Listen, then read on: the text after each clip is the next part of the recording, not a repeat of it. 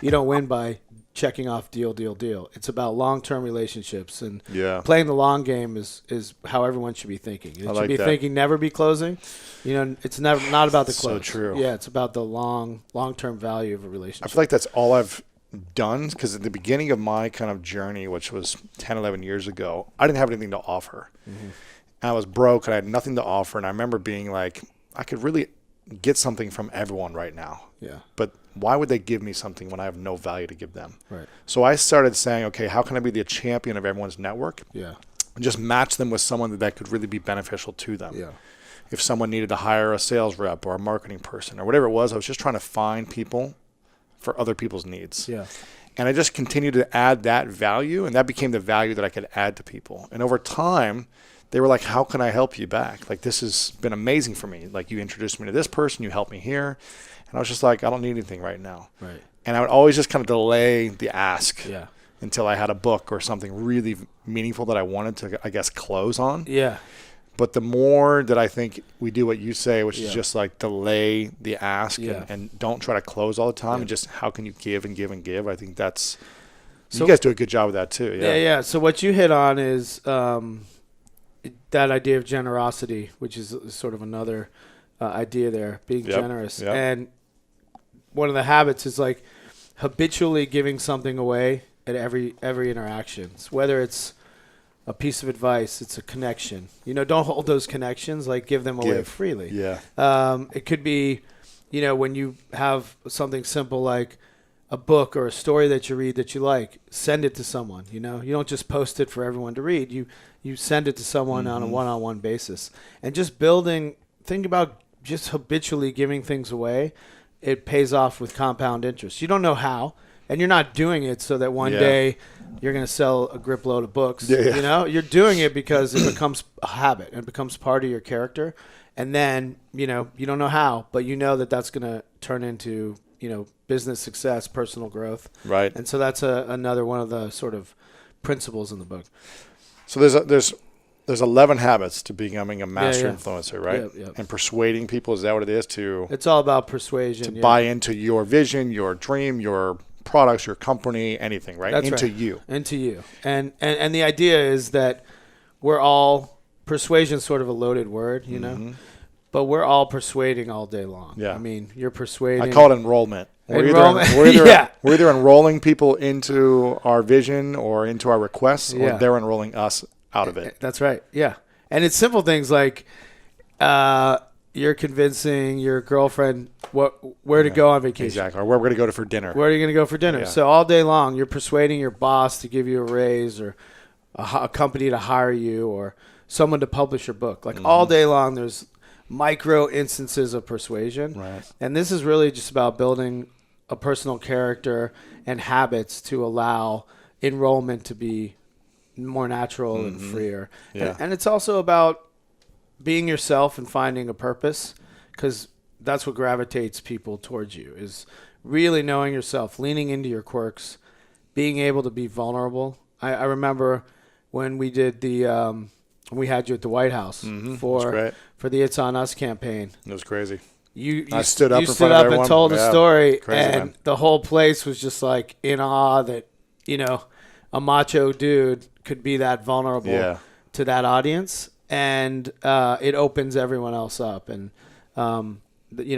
unless you were really comfortable, knew yourself, knew where you were coming from, you wouldn't have the power to do that, which you were able to do. Which, Yeah, for context, people Yeah. listening, wasn't Joe Biden was there or something, or It was it just like yeah, we did a campaign with Joe Biden called "It's On Us," which was to end sexual assault on college campuses, and we brought you and a bunch of folks influencers? to Yeah, there's probably a couple hundred people in the room a couple hundred people to meet at the White House, Yeah, Joe Biden's talking. Yeah, and and someone said, "Hey, we're going to ask you guys to like make a request on how you're going to support this campaign." Yeah. And so different people stood up, and I felt called in the moment to stand up and share a story for a minute or two about being sexually abused myself and how I didn't think other people should suffer with this or go through this personally because of the trauma it creates, and what I was going to stand up for. So, you've got to be really confident in yourself and know yourself, like you said.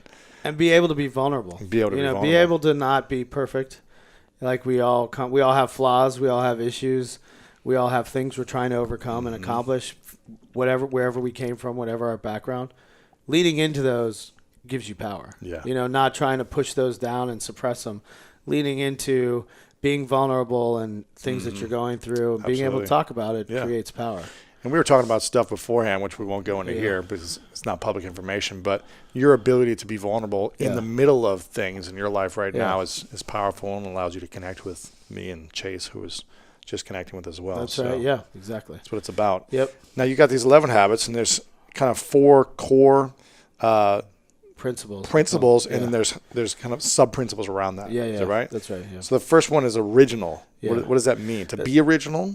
So that's really about being an original. It's that Oscar Wilde quote.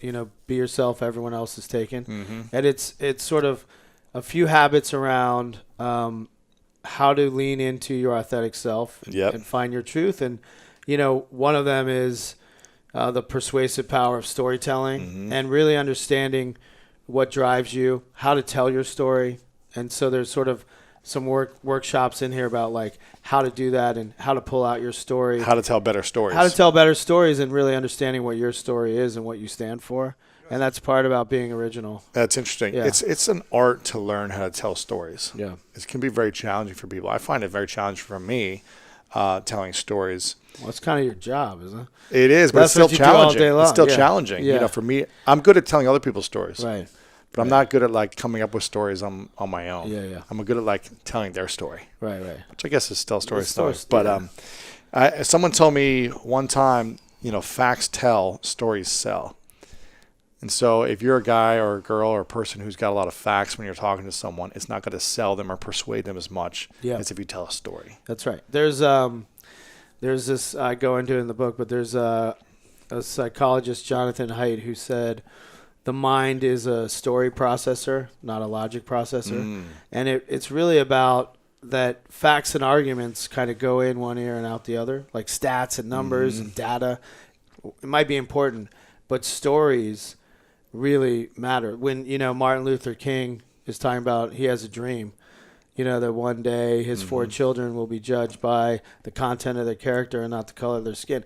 He's telling a story. He's telling a dream. He's not talking about socioeconomic numbers and what this population has that this population doesn't have, or, the unfair balance. He's making a really big proclamation, and he's telling a story, a dream he had. And that's what we remember. That's the power of storytelling, to always think about it that way. Okay, you got the power of storytelling. Power of storytelling. You said never be closing. That's part of being original. Because a lot of people are always selling something, right? They're trying to get the sale as opposed to giving and outing value constantly. It's just transaction. A lot of people. It's like check. And, when you're transaction-based, things come and go. And part of never be closing is also looking at when philosophy of like when you hear no, it's just no for now. It's not no, it's not over. Right. Like even in work, we'll have clients, we won't win the pitch. You stay in that relationship. Yeah, maybe 3-5 years later, they come back around. 6 months later, they come back around. 6 months. Yeah. They didn't have a good experience. And 5 years. Who knows? 5 years. Brendan just won a piece of business that we had pitched. He won it yesterday, though we pitched 2 years ago. Really? Sort of stayed in touch with the client. All of a sudden, someone made a mistake, and he was right there. And there you go. They picked it up. So that's part of that philosophy is it's switching your viewpoint. And you say another habit is to turn and face the strange. What does that mean? So turn and face the strange is all about my idol, David Bowie. And so I learned about this concept of being original really from David Bowie. And David Bowie, he was a musician, and when he started, his label wanted him to do folk songs like Bob Dylan, and he was David Robert Jones, and those albums like tanked. Like no one heard of him. Music was like somebody else. It wasn't him. And so he quit, left the label, went to like a Buddhist monastery, studied mime of all things, strange dude.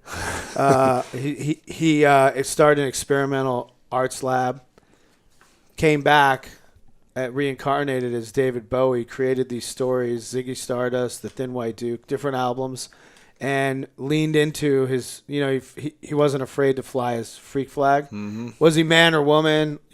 Was he homosexual, heterosexual? You didn't really know. Mm-hmm. But that was him. That was him, was stirring things up and being himself. And now he's, he became one of the best-selling artists of all time. Wow. By leaning into authenticity and what he stood for. And so that's why. Being strange. Whatever you're Turn and face the strange. Being whatever your weird. quirks are. Yeah. Lean into your quirks. Like, don't try to be what someone else wants you to be. Don't do what the label asks. Do what's inside of you. Well, the people that stand out and become more of who they are the ones that benefit the most in the future. Yeah. If you're just trying to be like everyone else or just trying to fit in Blend a certain way, right. You're not really making a mark on the world. You're not making a big impact. It's the ones that are willing to be strange and accepted. That's right. the key. Yeah. I love the show Glee for that reason. Yeah. It was like, I don't know if you ever watched Glee. I watched Glee, yeah. For me, it was one of my favorite shows. That's a It's good all show. about like the weirdos. I saw the Glee concert, dude. No way. I did. Dude, I saw the Glee concert. I'm jealous. Yeah, I saw the Glee concert. I didn't even know there was a concert. That would have I been know. amazing. All the cast was there. The cast performed. Yeah. Oh my god, I'm so yeah, jealous. It was awesome. That's amazing. But those were all like the kind of the weird outcasts, I guess, of the school. But they're the ones that like when they finally accepted who they were. That's when they. They shined. Exactly. So you've got to learn to accept who you are. Yeah. Even if it goes against everyone else, it should go against everyone else. That's right. But that's when you're going to shine the most. Yeah. You talk about being generous. This is another key principle in persuasion. Yeah. This is kind of like the old law of reciprocity. Like when you give, people feel inclined to want to give back. Yeah. So why do you say, give yourself away, the pull of positivity and just a little respect? So, well, they're all based on the same concept that you. Mm-hmm. So some of these habits you inherently have. You inherently had generosity as one of your habits. Yeah. And so you were connecting people when you didn't know where it would lead. That was just who you were. Other people that don't have that, they can learn that skill.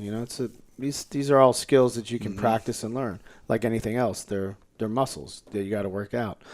And for me, generous is all about not expecting anything in return and just giving away. Respect is another form of being generous. And I cover a study in the book that Harvard Business School, they interviewed 20,000 employees, and the number one thing that they said made for good leadership was respect. It wasn't time off. It wasn't a raise or money or promotion. The number one driver was respect. And if you respect the people you interact with and work with, I mean, that's where the action is. You'll get more out of that. You get that more group, out of that that team. Yeah, if you respect them and see them as peers, that's what is going to level you up. Interesting. Yeah. I heard these stories about how Steve Jobs was disrespectful to a lot of his product developers, that he'd like throw the phone back in their face or whatever, talk bad about people. But maybe that's just one-off times. But maybe he also had a level of respect for them. Some other way? Yeah, some other way. Or maybe he was that one in a million that was such a freaky genius. Or he had other habits that were you just followed him because you're like, I don't like this dude, but he's amazing. Yeah, he's amazing. He's amazing. He's got a vision and he's putting it out there and he's persuasive in other ways. Yeah. He was an original though. He was an original for sure. He was an original. Yeah. And okay, so we got generous as one of the key habits. Give yourself away. The pull of positivity. What does that mean? So the pull of positivity is just simply there's a lot of different ways you can take persuasion, and that covers. There's negative parts of persuasion, which are also really effective. Like fear-based persuasion. Fear-based persuasion. It's like my old football coach in high school or something. It was just like screamed at you if you dropped the ball. You're like, Was that effective? It was not effective for me. It wasn't effective. I mean, in some ways it made me work hard, but it made me constantly stressed. And I don't think you want that out of the people around you. You don't want them to be feeling fearful and stressed by your level of persuasion. If you don't do this, then I'm going to scream at you more. Yeah.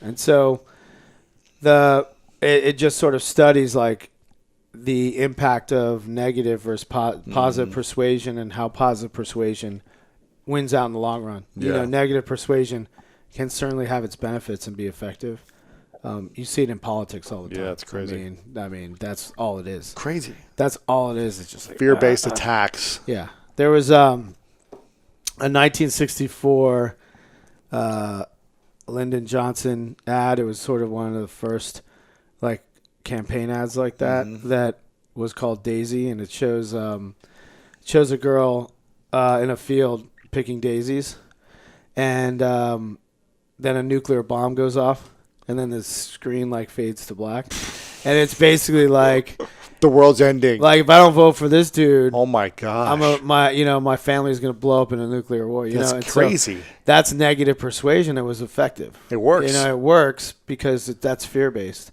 and this just argues that the opposite is more productive for society, more sustainable, more healthy. Gosh, yeah. Politics. It seems like it's gotten a lot worse, right? People win based on those fear-based tactics. They do, yeah. I mean, but I feel like Obama won based on positivity. He did, and an image, an ideal of something greater. That is why he won, right? Yeah, he broke through because he wasn't going to get down to that level, and I mean, look how from there to where we are. It's crazy, right? The pendulum has swung like so far. Maybe it's always now. Swinging. It's like bully name calling. It's crazy. Yeah, I know. It doesn't seem productive, but that's just me. Yeah. So you got the be original. You got the generous. This giving mentality when we give of our time, of our energy, of our listening, of our respect. It doesn't have to be constantly giving gifts. No. It can be just our connection. Can be generous with our listening. That's right. Time, advice, connections, compliments that you think of but you don't say. Yeah. You're always doing that. You're like, oh, I should, and then you don't. Like give those messages out there. Like give that positivity off. And that'll make you more persuasive. Yeah.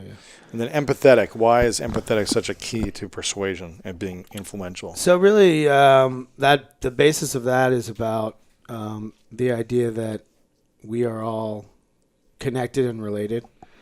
Human beings are. Mm-hmm. We're the universe's only storytellers. We all share 99.9% of the same DNA. But yet, that being said, the world is like seems crazy. Super fractured. And so that's really just trying to understand your audience, and there's sort of habits on how to do that, and not my dad doesn't have the same beliefs, so we're like complete opposites. You still share so much in common, and it's understanding shared values. We all at the end of the day want the same things, and so safety, love, connection, intimacy, human connection. Yeah, those are sort of the drivers. And how do you understand how to look for those and don't shut people down? Try to be a little bit more open and be empathetic. And if you're looking for more greatness in your life, make sure to check out this video right here. And also check out our free PDF, The 3 Secrets to Unlock the Power of Your Mind to help you change your life. Download it right here. Ever since I was about 25, I started paying attention to what I was saying and trying very hard not to say things that something in me objected to.